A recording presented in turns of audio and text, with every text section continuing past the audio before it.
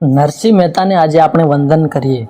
સૌરાષ્ટ્રમાં ગોહિલવાડ પંથકમાં તળાજા ગામમાં પિતા કૃષ્ણ દામોદરદાસ મહેતાના ઘેર વિક્રમ સંવત 1465 ની આસપાસ વૈશાખ સુદ પૂર્ણિમાના દિવસે સંત નરસિંહ મહેતાનો જન્મ થયેલ. 5 વર્ષની બાળ વયે જ માતા પિતા સ્વર્ગે સિધાવ્યા. એટલે દાદી જયા ગોરીમાએ માતા પિતાનો પ્રેમ આપી લાલન પાલન કરી મોટા કર્યા. દાદી રોજ ભગવાન કૃષ્ણના કીર્તન ગાઈને બાળ નરસિંહ મહેતાને સંભળાવે. એટલે બાળપણથી જ ભક્તિના બીજ રોપાયા. સંત નરસિંહ મહેતાની ઉંમર 8-10 વર્ષની થઈ, પણ હજી સુધી કંઈ બોલી શકતા ન હતા. બ્રાહ્મણનો દીકરો મૂક બધિર હોય તો પોતાની આજીવિકા કેવી રીતે ચલાવી શકે? આવા વિચાર આવતા જ દાદીમાને ચિંતા થવા લાગતી અને છાના ખૂણે 2 આંસુ પાડી ભગવાનને ઠપકો આપતા. લોકવાયકા મુજબ એક વખત બાળ નરસિંહ મહેતા પોતાના દાદીમા સાથે ભાગવત કથા સાંભળીને પરત આવતા હોય ત્યારે રસ્તામાં એક તપસ્વી સંતનો મિલાપ થયો. દાદીમાએ સંતને વંદન કરી બાળ નરસિંહ મહેતાની ઉંમર 8-10 વર્ષની થવા આવી છતાં બોલી ના શકતા હોય એની સમસ્યા વિશે જણાવ્યું. અને એ તપસ્વી સંતે બાળ નરસિંહ મહેતાની પાસે આવી તેના કાનમાં રાધે ગોવિંદના મહામંત્રનું ઉચ્ચારણ કર્યું અને બાળ નરસિંહ મહેતાને રાધે ગોવિંદનું નામ બોલવાનું કહ્યું. ધીરે ધીરે મૂક બધિર બાળ નરસિંહ મહેતા રાધે ગોવિંદ રાધે કૃષ્ણનું નામ રટણ કરવા લાગ્યા. આ જોઈ દાદીમાની આંખમાં હરખના આંસુ આવી ગયા અને એ તપસ્વી સંતના પગમાં પડી ગયા. બસ હવે તો બાળ નરસિંહ મહેતાના મુખમાં એક જ નામ રાધે ગોવિંદ રાધે કૃષ્ણનું નામનું રટન કરે અને સાધુ સંતોની સેવા કરે. આખો દિવસ સંતો ભક્તો સંન્યાસીઓ સાથે વિતાવે, એમની સેવા કરતા જાય અને શ્રી કૃષ્ણ, બલરામ, સુદામા, ગોપીઓ અને ગોવાળોના જીવન વિશે પ્રશ્નો પૂછ્યા કરે ભગવાન કૃષ્ણની લીલાની વાતો સાંભળે. ગામમાં જ્યાં પણ હરિભજન થતા હોય ત્યાં ભજન ગાવા માટે પહોંચી જાય અને પોતાના મધુર સ્વરમાં ભગવાનના ભજન કીર્તન ગાય. ક્યારેક તો એવું પણ બનતું કે સાધુ સંતો સાથે કીર્તન ભજન કરતા કરતા એમની સાથે જૂનાગઢથી દૂર નીકળી જતા અને એ વાતનો એમને ખ્યાલ પણ ના રહે. મન માધવમાં રંગાયું એટલે વ્યવહારિક અને ઘરના કામોમાં ધ્યાન રહે નહીં. એટલે પરિવારજનોને ચિંતા થતી. એટલે દાદીમાને એમ થયું કે નરસિંહ મહેતા હવે ઉંમર લાયક થયા છે, એના જો લગ્ન કરી દઈએ તો સંસારની જવાબદારી આવતા કંઈક આજીવિકા માટે કામ કરતા થશે. યુવાન વયે તેમના લગ્ન માં માણેકબાઈ સાથે કરવામાં આવ્યા. સંસારમાં તેમને કુંવરબાઈ નામના પુત્રી અને શામળદાસ નામના પુત્ર થયા. આ અરસામાં દાદીમા સ્વર્ગે સિધાવ્યા.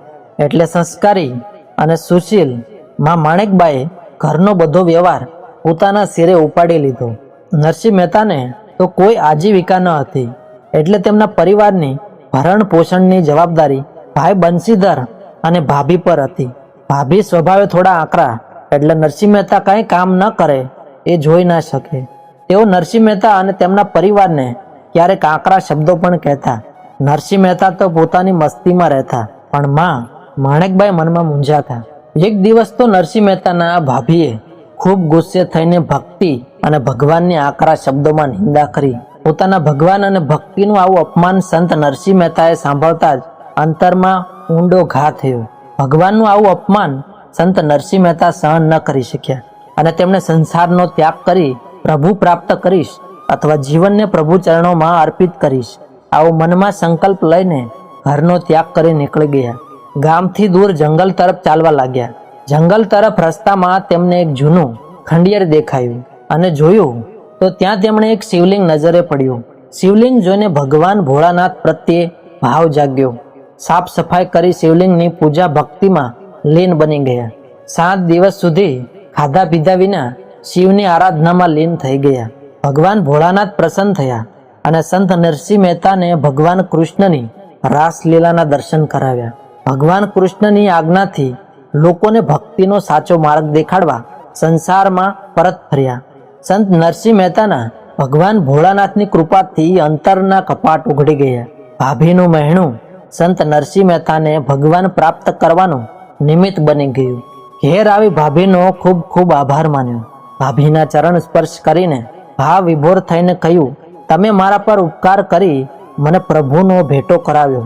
તમે મારા ગુરુ છો. ત્યારબાદ સંત નરસિંહ મહેતા પોતાના પરિવાર સાથે ભાઈના ઘેરથી નીકળી જુદા રહેવા લાગ્યા.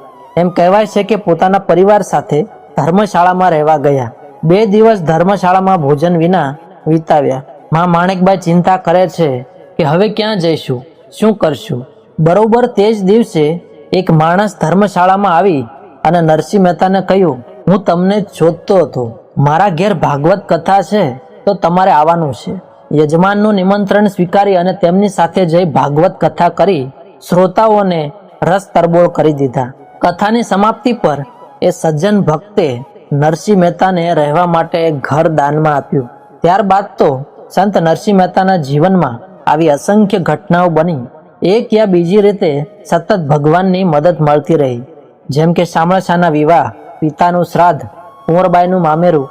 એમ કહેવાય છે કે એવા 51 કામો ભગવાને સંત નરસિંહ મહેતાના કર્યા. ક્યારેય કોઈએ કલ્પના પણ ના કરી હોય એવા ધામધૂમથી કુંવરબાઈના વિવાહ કર્યા. લોકોની આંખો ફાટી જાય એટલો કર્યાવર આપ્યો. પિતાના શ્રાદ્ધમાં આખી નાગરી નાતને જમાડી. સંત નરસિંહ મહેતાને મન તો બધા ભગવાનના સંતાન હતા. વૈષ્ણવજન તો તેને કહીએ જે પીડ પરાઈ જાણે રે. સકળ લોકમાં સૌને વંદન, નિંદા ન કરે કોઈની રે. સંત નરસિંહ મહેતા હરિજનોના ઘેર પણ ભજન કરવા જતા. એટલે એકવાર તેમણે નાત બહાર પણ મૂકવામાં આવ્યા. પણ સૌને પોતાની ભૂલ સમજાય નરસિંહ મહેતાની માફી માંગી અને પોતાની ભૂલને સુધારી નરસિંહ મહેતાને પાછા નાતમાં સંમલિત કર્યા. એમ કહેવાય છે કે આવા 51 કામો ભગવાને નરસિંહ મહેતાના કર્યા. થોડા જ સમયમાં પોતાના એકના એક પુત્ર શામળિયો સ્વર્ગે સિધાવ્યો. પુત્રના મૃત્યુના વિયોગના કારણે માં માણેકબાઈ પણ સ્વર્ગે સિધાવ્યા. પણ સંત નરસિંહ મહેતાએ પોતાના ભગવાન પરનો ભરોસો અકબંધ રાખ્યો. ભલું થયું ને ભાંગી જંજાળ, સુખથી ભજશું શ્રી ગોપાળ. એ સમયે જૂનાગઢમાં રા માંડલિકનું રાજ હતું. કોઈ દ્વેષી માણસોએ રાજાની કાન ભંભેરણી કરી કે નરસિંહ મહેતા લોકોને ગેરમાર્ગે દોરે છે અને ભક્તિના નામે ઢોંગ કરે છે. રાજાએ સંત નરસિંહ મહેતાને જેલમાં પૂરી ભગવાનની મૂર્તિના ગળામાં જે હાર હતો એ નરસિંહ મહેતાના ગળામાં આવી જાય તો તમે સાચા ભક્ત છો એમ માનીને એવી આકરી કસોટી કરી. બધાની આશ્ચર્યની વચ્ચે ભગવાનની મૂર્તિને પહેરાવેલો હાર સંત નરસિંહ મહેતાના ગળામાં આવી ગયો. રાજા રા માંડલિક સંત નરસિંહ મહેતાના પગમાં પડી ગયા અને માનભેર જેલમાંથી મુક્ત કરવામાં આવ્યા. એક લોકવાયકા મુજબ નરસિંહ મહેતાની હુંડી પણ ભગવાને પોતે સ્વીકારેલી.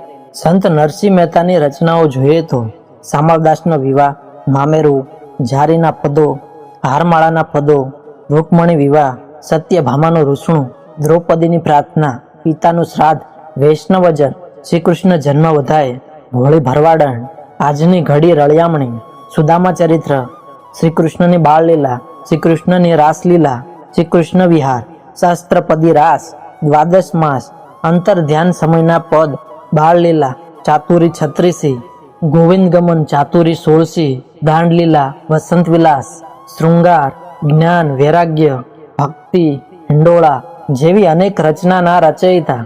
લોક માન્યતા પ્રમાણે ઈસવીસન 1488માં 79 વર્ષની ઉંમરે મહાપ્રયાણ કર્યું અને ભગવાનમાં ભળી ગયા. એવા સંત નરસિંહ મહેતાને આજે આપણે ભાવથી વંદન કરીએ.